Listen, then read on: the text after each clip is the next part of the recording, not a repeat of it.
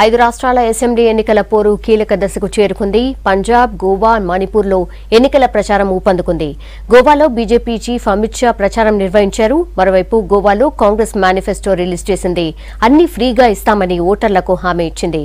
పంజాబ్లో మరోసారి బాదల్ ఫ్యామిలీని టార్గెట్ చేశారు Siddhu.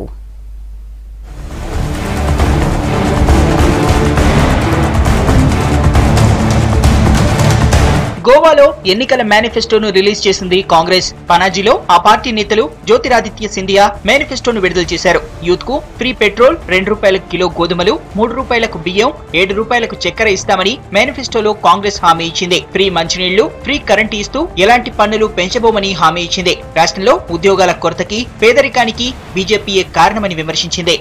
What I wish to state here particularly that this manifesto has been drafted by a committee who have been working at the ground level. It is not merely flying kites as others do and others have done to come to power and not being able to implement the manifesto in many respects.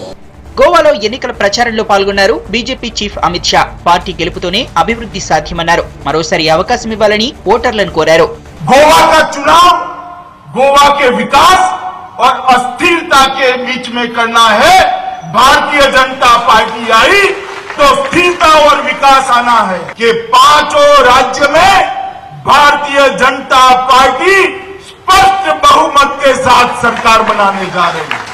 గోవాలో నామినేషన్ల పరిశీలన, withdraw తర్వాత 250 మంది అభ్యర్థులు పోటీలో మిగిలారు. రాష్ట్రంలో 40 assembly స్థానాలున్నాయి. మొత్తం 405 మంది అభ్యర్థుల్లో 22 మంది అభ్యర్థులు విత్డ్రా చేసుకున్నారు. 272 మంది నామినేషన్లు స్క్రూటినీలో తిరస్కరించారు. ఫిబ్రవరి 4న రాష్ట్రంలో ఒకే విడతలో ఎన్నికలు జరగనున్నాయి. అకాలీదళ్ నేతలపై మరోసారి ఫైర్ అయ్యారు కాంగ్రెస్ స్టార్ క్యాంపెయినర్ నవజోత్ సింగ్ సిద్ధు. పలు చోట్ల అభ్యర్థులకు మద్దతుగా ఎన్నికల ప్రచారంలో ఆయన పాల్గొన్నారు. రాష్ట్రంలో నిధులను, సంపదను బాదల్ కుటుంబం దోచుకుందని విమర్శించారు.